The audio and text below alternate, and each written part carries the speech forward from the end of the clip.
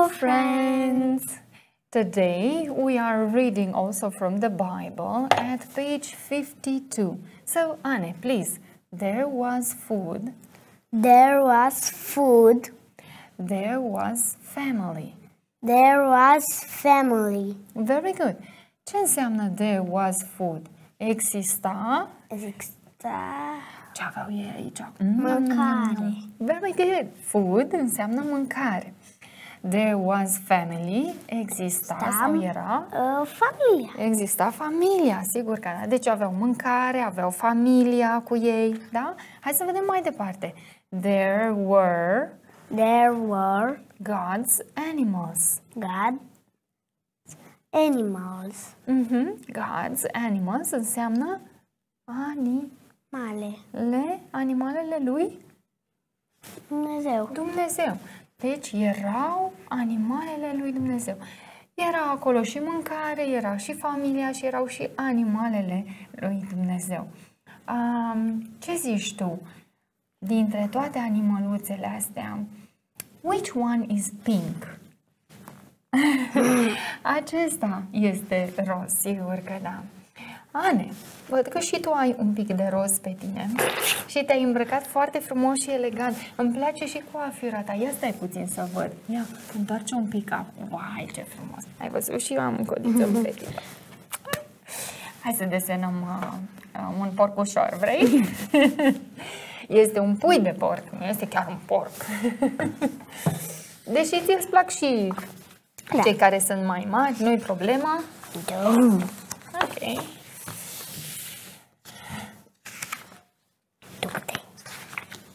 Tu cred că ai un pic mai multe. Thank you. Ok.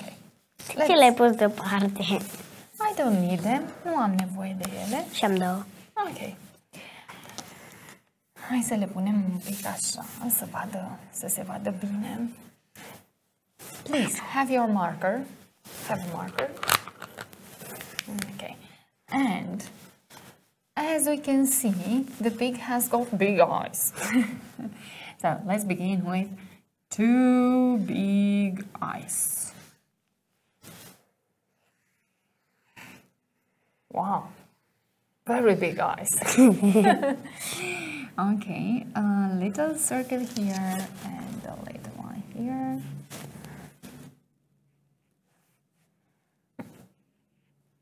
Okay. And now let's fill in the rest. Fill in înseamnă să umplem, da? Restul. The rest.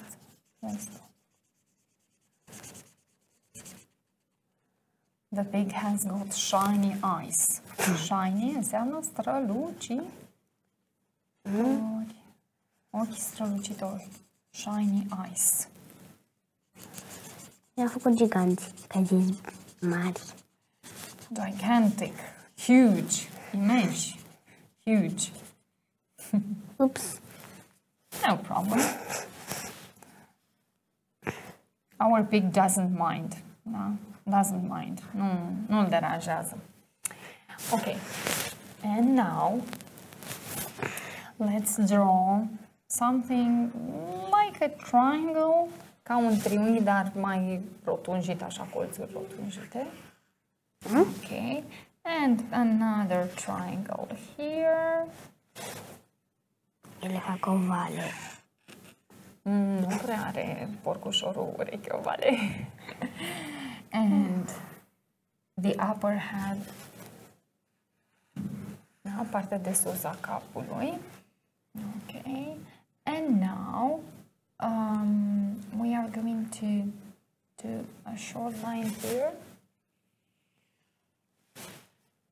A short line here, just okay.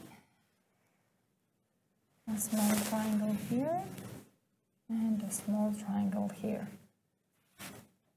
Okay, good. And now, starting from here, we are going to finish the head.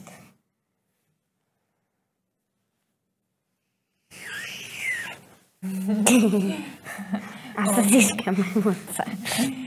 The nose. Și gura e aici. De fapt, Boing, boing.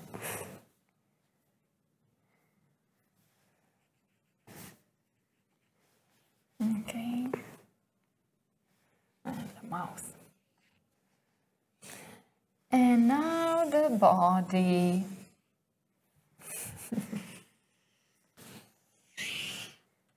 Okay. And now legs.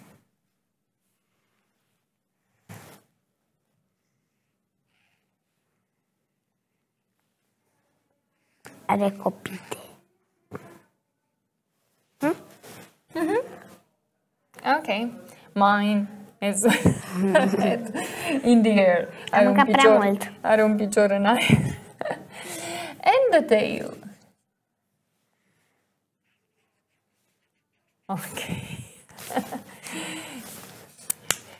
Should we color our pig? Yeah. Okay. I would like to make it pink. Să încep cu roșu, o să-i fac gura.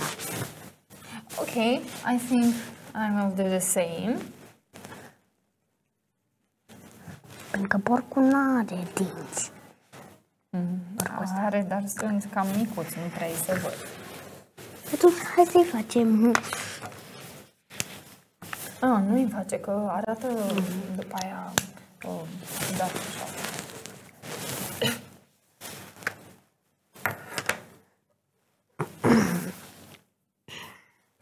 Nu știu dacă e bine că fac portocaliu.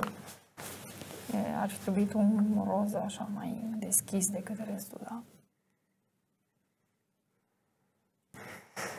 Prietenii noștri o să aprecieze. Our friends will love this pig.